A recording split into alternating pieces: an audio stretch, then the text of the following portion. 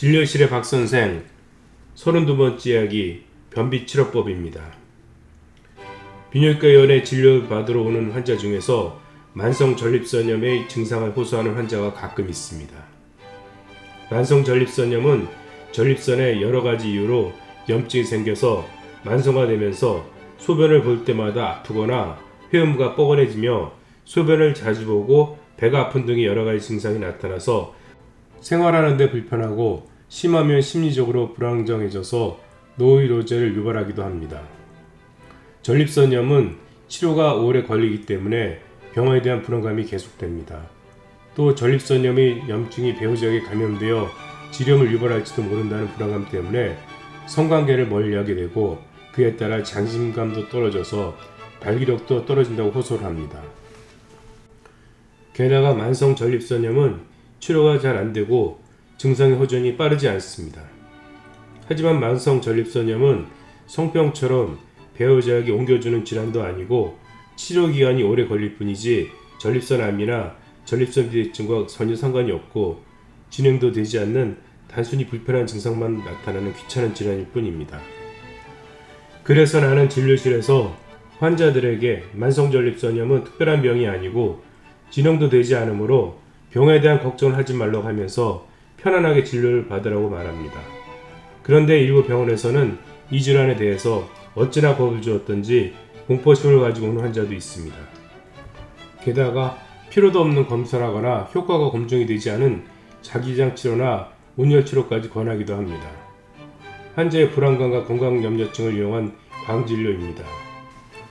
이렇게 계속 진료를 하게 되면 점점 환자들이 의사들을 불신하게 되고 점점 의사들의 입지만 줄어들게 됩니다. 하지만 어떤 환자는 모든 검사를 해야 직성이 풀려서 여기저기 병원을 닥터 쇼핑하듯이 다니기도 합니다. 만성 전립선염의 치료는 항생제와 증상 완화제를 사용합니다. 만성 전립선염의 진단의 가장 중요한 검사는 전립선 마사지를 통해서 염증의 정도를 보는 것입니다. 전립선이 항문에서 가깝기 때문에 항문에 두 번째 손가락을 넣고 전립선 부위를 누르고 마사지 하듯이 짭니다. 그러면 분비물이 요도를 통해서 나오게 되고 슬라이드에 받아서 검경을 하여 염증 세포를 관찰하여 진단을 하고 치료를 합니다. 전립선 마사지 검사는 진료실에 올 때마다 해야 되지만 처음 검사하는 사람들에게는 매우 아픕니다. 항문을 똥 누는 것 외에 사용하는 사람들은 항문을 다른 용도로 자주 사용하기 때문에 검사를 할 때 통증이 없고 쾌감이 있다고 합니다. 이런 환자는 항문에 손가락을 집어넣었을 때 조금은 휑하다는 느낌이 듭니다. 할아버지들도 전립선 마사지에 크게 아파하지 않습니다. 아마 연세가 많이 들게 되면 전립선이 소묘화가 진행되어 딱딱하게 되어 통증이 많이 없어지기 때문입니다. 그러나 젊은 사람은 전립선 마사지를 받아본 적이 없고 통증에 예민해 검사를 하고 나면 아파서 땀을 찔찔 흘리거나 그 자리에 주저앉아 버리기도 합니다. 그런데 갑자기 주저앉으면 손가락을 빼지 못한 상태가 되어 같이 주저앉게 됩니다. 젊은 사람이면서 치질이나 치료 등의 항문병변이 있으면 검사 자체가 고문이 됩니다. 검사자의 편에서 가장 기분이 나쁜 경우는 항문을 다른 쪽에 이용하는 사람들에게 손가락을 집어넣었을 때 헐렁하다는 느낌이 들면서 이상한 신음소리를 낼 때입니다. 기분이 정말 나쁩니다. 또 손가락을 집어넣었을 때 똥이 만져지는 경우입니다. 이럴 때 전립선 마사지를 하고 난 후에 손가락을 빼면 장갑에 똥이 묻어 나오기 때문에 지저분해서 싫습니다.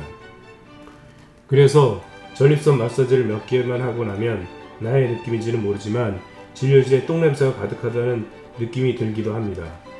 이런 환자도 있었습니다.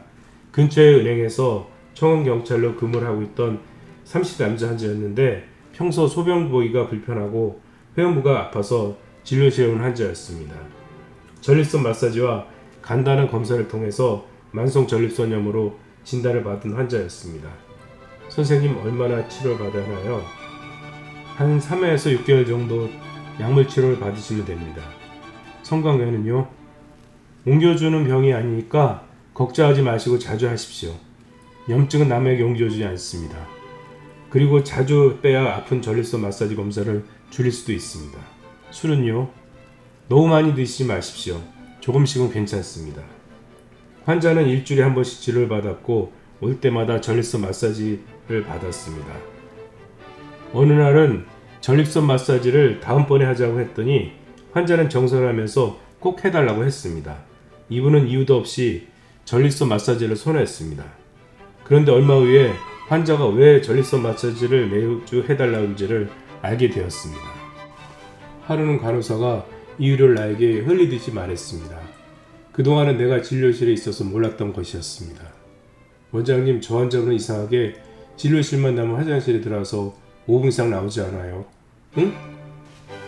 가끔 환자가 간 후에 대변이 가끔 변기를 막아 뚫은 적도 있어요. 그렇습니다. 이 환자는 만성 변비가 있었는데 나에게 일주일에 한 번 손 관정을 확실히 받고 간 것이었습니다.